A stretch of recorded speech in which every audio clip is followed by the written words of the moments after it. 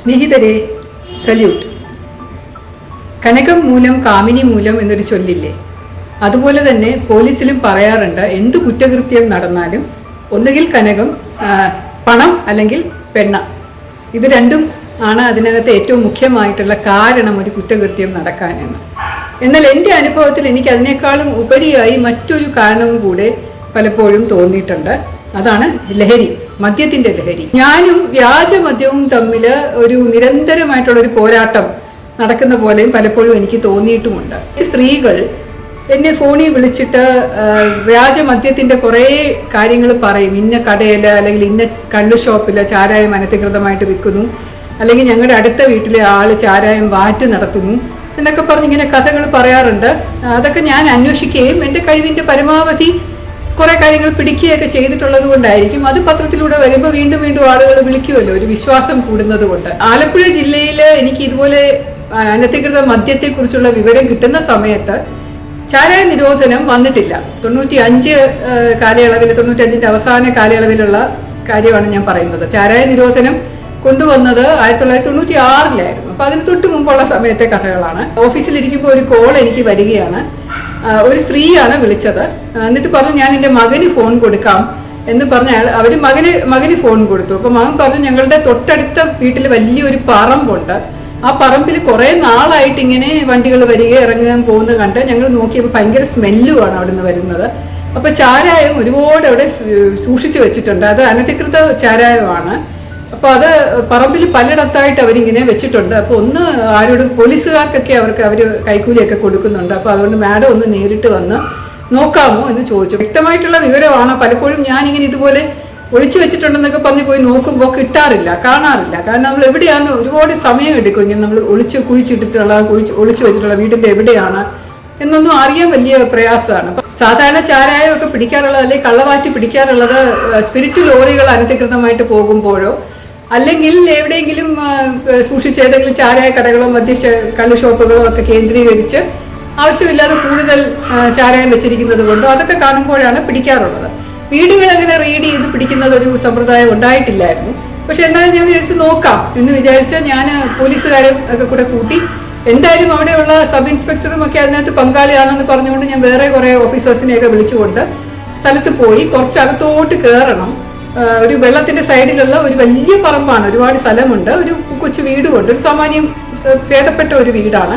അടുത്തൊക്കെ വേറെ വീടുകളും ഉണ്ട്. പക്ഷെ ഒരുപാട് പറമ്പുകൾ അവിടെ ഇങ്ങനെ വേലി കെട്ടി തിരിച്ചിട്ടുണ്ട്. പോലീസുകാരോടൊന്നും ഞാൻ പറഞ്ഞില്ല ഇതിന് വേണ്ടിയിട്ടാണ് പോകുന്നത്, എൻ്റെ കൂടെ വന്നാൽ മതി എന്നേ പറഞ്ഞുള്ളൂ. കാരണം നേരത്തെ പറഞ്ഞു കഴിഞ്ഞാൽ വിവരം ചോരാനുള്ള ഒരു സാധ്യത ഉള്ളത് കൊണ്ട് പോയി. അപ്പൊ എനിക്ക് കിട്ടിയ വിവരം അനുസരിച്ച് ലക്ഷക്കണക്കിന് രൂപയുടെ സാധനങ്ങൾ അവിടെ നിന്ന് കിട്ടുന്നായിരുന്നു.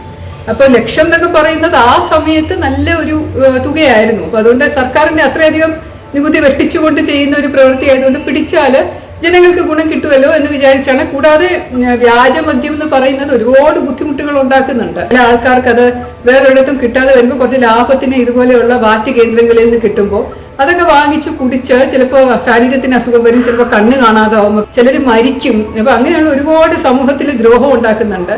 പിന്നെ സ്ത്രീകൾക്ക് ഒരു പൊതുവേ ഒരു അസ്വസ്ഥതയാണ് ഇങ്ങനെ വാറ്റുചാരായം എപ്പോഴും ഭർത്താക്കന്മാര് കുടിച്ച് നിൽക്കുന്നത്.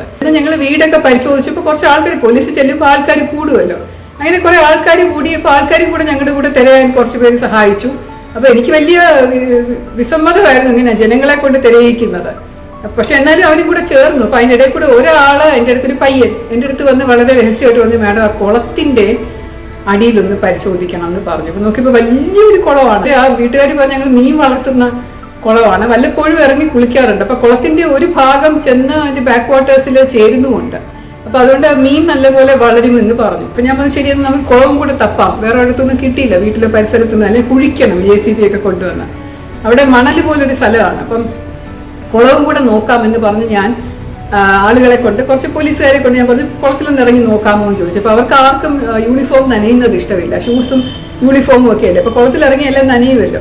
സാധാരണ പോലീസ് ഡിപ്പാർട്ട്മെന്റിലെ ഓഫീസേഴ്സ് ചെയ്യുന്നത് ഒരു കുളത്തിലൊരു ഡെഡ് ബോഡിയോ മുങ്ങി മരിക്കുന്ന ശവശരീരങ്ങൾ, അതുപോലെ തൊണ്ടി മുതലൊക്കെ കുളത്തിലും വെള്ളത്തിലും ഒക്കെ ഒളിപ്പിച്ചിട്ടുണ്ടെങ്കിൽ അതൊക്കെ എടുക്കുന്നതിന് വേണ്ടിയിട്ട് പോലീസുകാർ നേരിട്ട് ഇറങ്ങുന്നതിനേക്കാളും കൂടുതൽ അവരെ നാട്ടിലുള്ള ഏതെങ്കിലും ആളെ വിളിക്കുകയോ അല്ലെങ്കിൽ ഫയർഫോഴ്സിലെ ആൾക്കാരെ വിളിക്കുകയോ ഒക്കെയാണ് ചെയ്യാറ്. കാരണം യൂണിഫോം നനയുന്നത് അവർക്ക് എന്തോ ഒരു ബുദ്ധിമുട്ട് പോലെയാണ്. അപ്പൊ അതുകൊണ്ട് പോലീസുകാരും ഇറങ്ങാൻ കൂട്ടാക്കിയില്ല. അതിന് പകരം 2-3 പേരോട് വന്ന് നിങ്ങൾ ഇറങ്ങി തപ്പെന്ന് ഞങ്ങൾ നാട്ടുകാരിറങ്ങി അത് ആകപ്പാട് ബുദ്ധിമുട്ട് പോലെ ആക്കുന്ന പോലെ തോന്നിയപ്പോൾ ഞാൻ പറഞ്ഞില്ല ആരും ഇറങ്ങണ്ട, ഞാൻ കയറി വാ ഞാൻ നോക്കട്ടെ എന്ന് പറഞ്ഞ് ഞാൻ ഇറങ്ങി. ഞാൻ യൂണിഫോം ഒക്കെ ഇട്ട് കുളത്തിലോട്ട് ഞാൻ ഇറങ്ങി. കുറച്ച് പോയപ്പോഴേക്കും നല്ലപോലെ വെള്ളമായി. പക്ഷെ എന്നാലും കുറച്ചൊക്കെ നീന്തൽ ആ സമയത്ത് അറിയാവുള്ളൂ. എന്നാലും ഒരു ധൈര്യത്തിന് ഞാൻ അങ്ങ് ഇറങ്ങിയപ്പോൾ ഞാൻ ഇറങ്ങുന്ന കണ്ടും ബാക്കി പോലീസുകാരും കൂടെ പുറകെ ഇറങ്ങി. അങ്ങനെ നോക്കിയപ്പോൾ വെള്ളത്തിന്റെ അടിയിൽ നിറയെ ഇങ്ങനെ കന്നാസ്, വലിയ കന്നാസുകളും വലിയ വീപ്പക്കുറ്റികളിലുമായിട്ട് ഇങ്ങനെ ഒളിച്ചു വെച്ചിരിക്കുകയാണ്. അപ്പൊ അതിന്റെ മുകളിൽ പായൽ പോലെ ഇങ്ങനെ കലങ്ങ വെള്ളമായതുകൊണ്ട് കാണത്തില്ല മുകളിൽ. അപ്പൊ അത് ഞങ്ങളെല്ലാം വളരെ കഷ്ടപ്പെട്ട് അത് പിടിച്ചു. അവൻ പറഞ്ഞ ശരിയായിരുന്നു, 1-2 ലക്ഷം രൂപയുടെ മുതലാണ്, ഒരുപാട് സാധനങ്ങളാണ് കിട്ടിയതാണ് അവിടുന്ന്. അപ്പൊ പിറ്റേന്ന് വലിയ വാർത്താപത്രങ്ങളിലൊക്കെ വന്നു, ഇങ്ങനെ SP തന്നെ നേരിട്ട് മിടുക്കിയായിട്ട് കുളത്തിൽ ചാടിയാണ് മദ്യം എടുത്തത് എന്നൊക്കെയുള്ള രീതിയിൽ വന്നു. അതും കൂടെ കേട്ടപ്പോഴേക്കും ആളുകൾ ഒരുപാട് പേര് ഇങ്ങനെ പല പരാതികളുമായിട്ട് വിളിക്കാൻ തുടങ്ങി. 95 ന്യൂ ഇയർ ഈവ് വന്നു. അപ്പൊ ന്യൂ ഇയറിന്റെ സമയത്ത് എപ്പോഴും എന്നതുപോലെ ഒരു സർക്കുലർ ഗവൺമെന്റിൽ നിന്ന് ഇറങ്ങി, DGPയുടെ ഒരു സർക്കുലറും ഉണ്ടായിരുന്നു. 12 മണി വരെ മാത്രമേ സെലിബ്രേഷൻസ് അനുവദിക്കാവുള്ളൂ, അത് കഴിഞ്ഞ് ഒരുപാട് നീട്ടിക്കൊണ്ട് പോകണ്ട എന്ന മട്ടില് എവിടെയെങ്കിലും ഇങ്ങനെ അനധികൃതമായിട്ട് ഭയങ്കര ഒച്ചത്തൂരും ബഹളത്തിലും ഇങ്ങനെ ഇതുപോലെ സെലിബ്രേഷൻ ആഘോഷങ്ങളും ബഹളങ്ങളും ഒക്കെ നിൽക്കുകയാണെങ്കിൽ പോലീസ് പോയി അത് തടയുകയും നിയന്ത്രിക്കുകയും ചെയ്യണം എന്ന് പറഞ്ഞിട്ടാണ് ഓർഡർ വന്നത്. സാധാരണ എപ്പോഴും അങ്ങനെയാണല്ലോ, ഏതെങ്കിലും ഒരു ആഘോഷം വരുമ്പോൾ ഓണമോ ന്യൂ ഇയറോ വിഷുവോ ഒക്കെ വന്നു കഴിഞ്ഞാൽ പോലീസുകാർക്കൊന്നും അത് ആഘോഷിക്കാൻ പറ്റില്ല. അതെല്ലാം ജനങ്ങളുടെ ആഘോഷം നമ്മൾ ഉണ്ടാക്കി കൊടുക്കാൻ വേണ്ടിയിട്ട് എപ്പോഴും ജാഗരൂകരായിട്ട് ജോലിയിൽ വ്യാപൃതരായിട്ടിരിക്കും. അതുകൊണ്ട് അന്നത്തെ ആ ന്യൂ ഇയർ ഈവിനും എനിക്കോ എൻ്റെ സഹപ്രവർത്തകർക്കോ ആഘോഷിക്കാൻ പറ്റാതെ ഞങ്ങളിങ്ങനെ പല ജോലികൾ ചെയ്തുകൊണ്ടിരിക്കുകയായിരുന്നു. ഞാൻ എല്ലാ DYSPമാരോടും CIമാരോടും പറഞ്ഞു, ഇങ്ങനെ ഹോട്ടലുകളിൽ, പ്രത്യേകിച്ച് ബാർ ഹോട്ടലുകളിലൊക്കെ പറയണം 12 മണിക്ക് ശേഷം മദ്യവിൽപ്പന പാടില്ല. അതുപോലെ ഒരു തരത്തിലുള്ള ബഹളമോ പടക്കം പൊട്ടിക്കലോ ഒക്കെ 12:10 കഴിയുന്നത് വരെ പൊക്കോട്ടെ, അത് കഴിഞ്ഞിട്ട് എല്ലാവരും അടച്ചു വീട്ടിൽ പോകണം, ഒരു സമാധാനം സ്വസ്ഥമായിട്ട് ആളുകൾ കിടന്ന് ഉറങ്ങണ്ടേ എന്നുള്ള നിർദ്ദേശം ഞാൻ കൊടുത്തിട്ടുണ്ടായിരുന്നു. ഞാനും അങ്ങനെ കാത്തിരുന്നു. ഇടയ്ക്കിടയ്ക്ക് ഫോൺ വിളികൾ വരുന്നുണ്ട്, അവിടേക്കൊക്കെ പോലീസുകാരെ വിടുന്നുണ്ട്. അപ്പൊ ഏകദേശം 12:15 അടുപ്പിച്ചാണെന്ന് തോന്നുന്നു എനിക്കൊരു ഫോൺ വിളി വന്നു. അതും ഒരു സ്ത്രീയായിരുന്നു വിളിച്ചത്. അവർ പറഞ്ഞത് ടൗണിൽ നിന്നാണ് വിളിക്കുന്നത്. ഇവരാരും പേര് പുറത്ത് പറയില്ല, കാരണം അവർക്ക് പേടിയാണ്. വലിയ മാഫിയകൾ അല്ലെങ്കിൽ വലിയ ചാരായത്തിന്റെ മുതലാളിമാരൊക്കെ ഇൻവോൾവ് ആയിട്ടുള്ള കാര്യമാണ്. ചാരായം അബ്കാരി ബിസിനസ് എന്നൊക്കെ പറയുന്നത് പെട്ടെന്ന് പണം കിട്ടാനുള്ള ഒരു ബിസിനസ്സായിട്ട് അന്ന് കണ്ടിരുന്ന സമയമായിരുന്നു. കാരണം ജനങ്ങൾക്ക് വേണമല്ലോ, അപ്പൊ എങ്ങനെയെങ്കിലും എത്തിച്ചു കൊടുത്താൽ അവർക്ക് ഇഷ്ടംപോലെ കാശ് കിട്ടും. സ്ത്രീകൾക്കൊക്കെ പൊതുവേ ഫോൺ ചെയ്താലും പേര് പറയാനോ അഡ്രസ്സ് പറയാനോ ഒക്കെ വലിയ മടിയാണ്. പക്ഷെ ഈ സ്ത്രീ പറഞ്ഞു, ഞാൻ ടൗണിൽ നിന്ന് തന്നെയാണ് വിളിക്കുന്നത്, ചിത്തിര ഹോട്ടലുണ്ട്, അതിന്റെ ബാർ അറ്റാച്ച്ഡ് ഹോട്ടലാണ്. അവിടെ നിന്ന് ഞാൻ കാവടി പത്രത്തിലൂടെ കണ്ടു ഇങ്ങനെ ഞാൻ നിർദ്ദേശം കൊടുത്തിട്ടുള്ള ഇങ്ങനെ എല്ലാ ഹോട്ടലുകളും 12 മണി കഴിയുമ്പോൾ അടയ്ക്കണം എന്നുള്ളത്. പക്ഷെ ഇവിടെ ഇപ്പൊ 12:15 കഴിഞ്ഞിട്ടും പടക്കം പൊട്ടിച്ചുകൊണ്ടിരിക്കുന്നു. ഭയങ്കര ഒച്ചത്തിൽ മൈക്ക് വെച്ചിട്ട് പാട്ട് വെക്കുകയാണ്. അവിടെ ഇങ്ങനെ മദ്യസേവ ഇങ്ങനെ നിരന്തരം നടന്നുകൊണ്ടിരിക്കുകയാണ് ഇപ്പോഴും. മാഡം ഒന്ന് നോക്കുവോ എന്ന് പറഞ്ഞു. അപ്പൊ ഞാൻ പറഞ്ഞു, ശരി ഞാൻ നോക്കാം, വിഷമിക്കേണ്ട, ഇപ്പൊ തന്നെ അടപ്പിച്ചേക്കാം എന്ന് പറഞ്ഞു. ഞാൻ എൻ്റെ സർക്കിൾ ഇൻസ്പെക്ടറിനെ, അവിടെ ടൗൺ CIയെ ഞാൻ വിളിച്ചിട്ട് പറഞ്ഞു, ഒന്ന് പോയി നോക്കൂ. അപ്പൊ ആലപ്പുഴ സൗത്തും നോർത്തും ആണ്, അപ്പൊ സൗത്ത് CIയുടെ കീഴിൽ വരുന്നതാണ്. അപ്പൊ ഞാൻ സൗത്ത് CIയോട് പറഞ്ഞു, ഒന്ന് പോയി നോക്കാമോ ഈ ചിത്ര ബാറിൽ, എന്നിട്ട് അവരോട് പോയി അടയ്ക്കാൻ പറയൂ, എന്നിട്ട് കർശനമായിട്ട് പറയൂ അടയ്ക്കാനായിട്ട്, എന്നെ വിവരം അറിയിക്കൂ എന്ന് പറഞ്ഞു. എന്നിട്ട് ഞാൻ ഒരു 12:30-12:45 അടുപ്പിച്ചിട്ട് ഇയാൾ വിവരമൊന്നും അറിയിക്കാത്തത് കൊണ്ട് ഞാൻ വയർലെസ്സിൽ, ഫോണിൽ കിട്ടത്തില്ലല്ലോ, മൊബൈലില്ല, അപ്പൊ ഞാൻ വയർലെസ്സിൽ വിളിച്ചിട്ട് ചോദിച്ചു, എന്താണ് അടച്ചോ എന്ന് ചോദിച്ചപ്പം CI വയർലെസ്സിൽ തന്നെ എന്നോട് ഉത്തരം പറഞ്ഞു, മാഡം ഇത് ഞാൻ ഇവിടെ നിന്ന് അവരോട് ഇങ്ങനെ യാചിച്ചോട് കെഞ്ചിക്കൊണ്ട് നിൽക്കുകയാണ്, പ്ലീസ് അടയ്ക്കൂ എന്ന് പറഞ്ഞിട്ട്. പക്ഷെ അവർ കേൾക്കുന്നില്ല, ഇപ്പോഴും ഭയങ്കര ഒച്ച. അപ്പൊ എനിക്കിങ്ങനെ ബാക്ക്ഗ്രൗണ്ടിൽ കൂടെ അത് കേൾക്കാം, പടക്കം പൊട്ടുന്ന ശബ്ദവും പാട്ടിന്റെ ഒച്ചയൊക്കെ കേൾക്കാം. അപ്പൊ ഞാൻ ചോദിച്ചു, നിങ്ങൾ യാചിക്കുന്നു, നിങ്ങൾ ചോദിക്കുന്നത് എന്തൊരു CI ആണോ, നിങ്ങൾ ഒരു അതോറിറ്റിയിൽ ഒരു കാര്യം ചെയ്യണമെന്ന് പറഞ്ഞ സർക്കാരിന്റെ ഉത്തരവല്ലേ, അപ്പൊ നിങ്ങൾ പോയി അടയ്ക്കണമെന്ന് പറഞ്ഞ് അടപ്പിക്കാത്തത് എന്താണെന്ന് ചോദിച്ചപ്പോൾ അയാൾ വന്ന്, മാഡം ഇപ്പം അങ്ങോട്ട് മാഡത്തിന് വണ്ടി ഒന്ന് മാറ്റി നിർത്തിയിട്ട് വിളിക്കാമെന്നുണ്ട്. അയാൾ വണ്ടി മാറ്റി നിർത്തി വയർലെസ്സിൽ കൂടെ എൻ്റെ അടുത്ത് പറഞ്ഞു, മാഡം അത് ഈ ഹോട്ടലിന്റെ ഉടമസ്ഥൻ എന്ന് പറയുന്നത് ഒരു പോലീസ് ഓഫീസറാണ്. ഞാൻ പോലീസ് ഓഫീസർ ആരാന്ന് ചോദിച്ചപ്പോൾ അതൊരു DYSP റാങ്കിലുള്ള ഓഫീസറാണ്, സീനിയറാണ്, SP ആവാൻ പ്രൊമോഷനായിട്ട് നിൽക്കുന്ന ഒരാളാണ്. അപ്പൊ ആളും അവിടെ ഇരുന്ന് മദ്യപിച്ചുകൊണ്ടിരിക്കുകയാണ്. അപ്പൊ അതുകൊണ്ട് ഞങ്ങൾ പോലീസുകാർ പോയി പറഞ്ഞു കഴിഞ്ഞാൽ ഭയങ്കരമായിട്ട് ചൂടാകും, വഴക്ക് പറയുകയൊക്കെ ചെയ്യുകയാണ്. അപ്പൊ അതുകൊണ്ട് നിങ്ങൾ പോടോ എന്നൊക്കെ പറഞ്ഞ് ഞങ്ങളെ വിടുകയാണ്. അപ്പോൾ ഞാൻ ഇങ്ങനെ അവിടെയുള്ള ആൾക്കാരോട് സാറിനോടൊന്ന് ഇങ്ങനെ പറഞ്ഞിരിക്കുകയാണ്, ഇപ്പൊ 10-20 മിനിറ്റോളം ആയി എന്നൊക്കെ പറഞ്ഞു. അപ്പൊ ഞാൻ പറഞ്ഞു, ചേട്ടാ എന്തൊരു കഷ്ടമെന്ന്, ഞാൻ തന്നെ പോവാന്ന് പറഞ്ഞ് ഞാൻ ആ 12:45-1 മണി അടുപ്പിച്ചുള്ള സമയത്ത് ഞാൻ യൂണിഫോം ഒക്കെ ഇട്ട് എൻ്റെ ഡ്രൈവറെയും പോലീസുകാരെയൊക്കെ വിളിച്ചുകൊണ്ട് ഞാൻ ചെന്നു അങ്ങോട്ട് ചെന്നപ്പോഴും നിർത്തിയിട്ടൊന്നുമില്ല, നല്ല വെളിച്ചവും ബഹളവും ഒക്കെയാണ്, ബാക്കി എല്ലാം അടച്ചിരിക്കുകയാണ്. ചുറ്റുപാടും വീടൊക്കെ ഉണ്ട്. അപ്പോൾ ഈ ചിത്ര ബാർ ഹോട്ടലിന്റെ വെളിയിൽ മുറ്റത്തായിട്ട് അല്ലെങ്കിൽ പറമ്പിലായിട്ട് ഇങ്ങനെ വലിയ ബഹളം നടക്കുന്നു.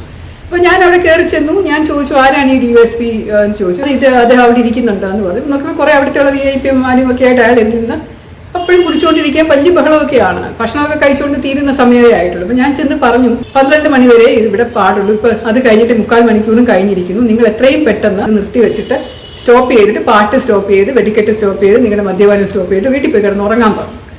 അപ്പോൾ അയാൾ എൻ്റെ അടുത്ത് ചൂടായി. അയാൾ പറഞ്ഞു, നിങ്ങൾ ആരാ അതൊക്കെ പറയാം, നിങ്ങളൊന്ന് നോക്കണ്ട, ഞാൻ ആരാന്ന് വിചാരിച്ചു, ഞാൻ എത്രയോ വർഷങ്ങളായിട്ട് ഇവിടെ നടത്തുകയാണ്, എല്ലാ വർഷവും ഇങ്ങനെ തന്നെയാണ്, അതിലെനിക്ക് ആരുടെയും അനുവാദമൊന്നും വേണ്ട എന്നൊക്കെ പറഞ്ഞ് കുറച്ച് ചൂടായി വല്ലാത്തൊരു മട്ടിൽ സംസാരിച്ചു. അപ്പോൾ നല്ല മദ്യത്തിലായിരുന്നു ആള്. ഞാൻ പറഞ്ഞു, ഇല്ല, ഞാൻ ഇവിടുന്ന് പോകുന്നില്ല, നിങ്ങൾ എന്ത് പറഞ്ഞാലും ഞാനും എൻ്റെ പോലീസുകാരും ഇവിടെ തന്നെ, ഞാൻ കുറെ കൂടെ പോലീസുകാരെ വരുത്താൻ പോവാണ്. ഇവിടെ ഒരു പ്രശ്നം ഉണ്ടാക്കുന്നതിനേക്കാൾ നിങ്ങൾക്കെതിരെ ഒരു കേസ് എടുത്ത് അറസ്റ്റ് ചെയ്ത് അകത്താക്കുന്നതാണോ വേണ്ടത്, അതോ നിങ്ങളിത് അടച്ചിട്ട് പോകണോ എന്ന് ഞാൻ കുറച്ച് കർശനമായിട്ട് ഉറക്കെ ചോദിച്ചു.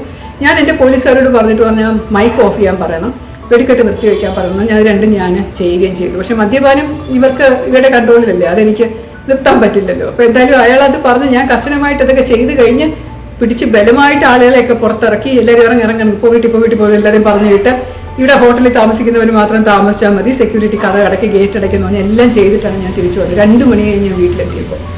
അന്നത്തെ ന്യൂ ഇയർ ഒക്കെ കഴിഞ്ഞ് ഞാൻ കിടന്നുറങ്ങി. പിറ്റേ ദിവസം പലരും എന്നോട് പറഞ്ഞു, മാഡം ഇത് പ്രശ്നമാവും, കാരണം ഇയാൾ ഡിപ്പാർട്ട്മെന്റിൽ മാത്രമല്ല രാഷ്ട്രീയമായിട്ട് നല്ല സ്വാധീനമുള്ള ഒരു ഓഫീസറാണ്. തൽക്കാലം ഒരു സസ്പെൻഷൻ ഒക്കെ കഴിഞ്ഞിട്ട് വന്നതുകൊണ്ട് ആള് ഒരു സൈഡ് പോസ്റ്റിങ്ങിലാണ് ഇരിക്കുന്നത്, ലോ ആൻഡ് ഓർഡറിലൊന്നും അല്ല. പക്ഷെ എന്നാലും ആൾക്ക് നല്ല ഹോൾഡ് ഉള്ള വ്യക്തിയാണ്. അല്ലെങ്കിൽ ഇതുപോലെ ബാർ ഹോട്ടൽ നല്ല പൈസയുണ്ട്, അപ്പം ബാർ ഹോട്ടലൊക്കെ നടത്തിക്കൊണ്ടു പോകാൻ അല്ലാതെ പറ്റില്ലല്ലോ എന്ന് പറയുകയും ഞാൻ കുറച്ചൊരു ആണോ ചെയ്ത് തെറ്റായിപ്പോയി, അയാളെ പോയി വഴക്ക് പറയണ്ടായിരുന്നു എന്നൊക്കെയുള്ളൊരു ചിന്ത എൻ്റെ മനസ്സിൽ കൂടെ പോയെങ്കിലും വരുന്നത് വരട്ടെ, ഞാൻ ചെയ്തത് സർക്കാർ ഉത്തരവല്ലേ എന്ന് വിചാരിച്ച് ഞാൻ സമാധാനമായിട്ടിരുന്നു.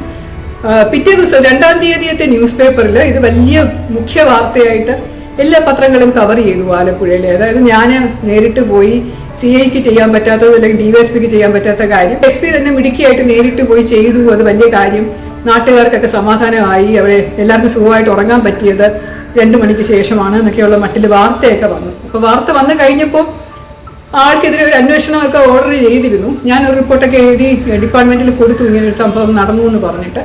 അതിന്റെ ബേസിസിൽ അയാൾക്കും ഒരു പേടിയുണ്ടായിരുന്നു, അയാൾ സസ്പെൻഡ് ചെയ്യുമോ, ഇനി വീണ്ടും അടുത്ത സസ്പെൻഷൻ വരുമോ എന്നൊക്കെയുള്ള പേടിയിൽ ആള് കുറച്ച് നാൾ എനിക്കെതിരെ തിരിഞ്ഞു, എനിക്കെതിരെ മോശമായിട്ടൊക്കെ പെരുമാറുകയും പലരോടും കഥകൾ പറയുകയും അങ്ങനെയൊക്കെ ചെയ്തതായിട്ട് ഒരു സംഭവം ഉണ്ടായിട്ടുണ്ട്. പക്ഷെ പിന്നീട് വർഷങ്ങൾക്ക് ശേഷം ഈ ഇദ്ദേഹവുമായിട്ട് അതുവരെ ഞാൻ ഇദ്ദേഹവുമായിട്ട് വർക്ക് ചെയ്തിട്ടുമില്ല, ഇത് ആരാണെന്ന് അറിയുകയില്ല, ആളെ കണ്ടിട്ടുമില്ലായിരുന്നു. അപ്പോഴാണ് ആദ്യമായിട്ട് കാണുന്നത്. പക്ഷെ അതിനുശേഷം കുറച്ച് അയാൾ റിട്ടയർ ചെയ്യുന്നതിന് കുറച്ച് നാൾ മുമ്പ് നമ്മൾ തിരുവനന്തപുരത്ത് വെച്ച് ഞാൻ കണ്ടപ്പോൾ അയാൾ അത് പറയുകയും എന്നോട് മാപ്പ് പറയുകയൊക്കെ ചെയ്തു, മാഡം ഞാൻ അന്ന് കുറച്ച് മദ്യം കൂടുതലായിട്ട് കഴിച്ചിരുന്നത് കൊണ്ട് നോർമൽ അല്ലായിരുന്നു, അതുകൊണ്ടാണ് മാഡത്തിനോട് അപമര്യാദയായിട്ട് സംസാരിച്ചത് എന്നൊക്കെ പറഞ്ഞ് മാപ്പൊക്കെ പറഞ്ഞിരുന്നു. പിന്നീട് ഞങ്ങൾ അന്വേഷിച്ചപ്പോൾ മനസ്സിലായത് അയാളുടെ പേരിലല്ല, ഒരു ബിനാമി പേരിലാണ് ഹോട്ടല് നടത്തുന്നത്. അപ്പോൾ പോലീസ് ഉദ്യോഗസ്ഥരിൽ പലരും ഇതുപോലെയുള്ള കച്ചവടം പെരുമാറ്റച്ചട്ടങ്ങൾക്കും ഒക്കെ എതിരാണ്. അതായത് ഒരു സർക്കാരിന്റെ ശമ്പളം പറ്റുന്ന ഒരു ഉദ്യോഗസ്ഥൻ മറ്റൊരു ബിസിനസ്സിൽ ഏർപ്പെടാൻ പാടില്ല എന്ന് പറയുന്നത് വളരെ കർശനമായിട്ട് നിയന്ത്രിക്കേണ്ട കാര്യം തന്നെയാണ്. പോലീസ് ഓഫീസേഴ്സും എല്ലാവരും ഇല്ല, വളരെ കുറെ പോലീസ് ഓഫീസേഴ്സ് ഇതുപോലെ സൈഡ് ബിസിനസ്സുകൾ ചെയ്യുന്നുണ്ട്. കാരണം ശമ്പളം മാത്രം കൊണ്ട് ആർപ്പാടമായിട്ട് ജീവിക്കാൻ പറ്റാത്ത ഒരവസ്ഥ വരുമ്പോൾ അവർ അല്ലെങ്കിൽ കുറച്ച് കൂടുതൽ കാശ് ഏതെങ്കിലും രീതി കൂടെ കിട്ടുമ്പോൾ, സ്ത്രീധനമായിട്ടോ അല്ലാത്ത രീതിയിലോ കിട്ടുമ്പോൾ അതെവിടെയെങ്കിലും ഇൻവെസ്റ്റ് ചെയ്യാൻ വേണ്ടിയിട്ടും ബിസിനസ് തുടങ്ങുന്നവരുണ്ട്. നിരോധിക്കപ്പെട്ട കാര്യങ്ങളിൽ ബിസിനസ് നടത്തുമ്പോഴാണ് കുറച്ചും കൂടെ കഷ്ടമായിട്ട് തോന്നാറുള്ളത്. സസ്നേഹം, ശ്രീലേഖ.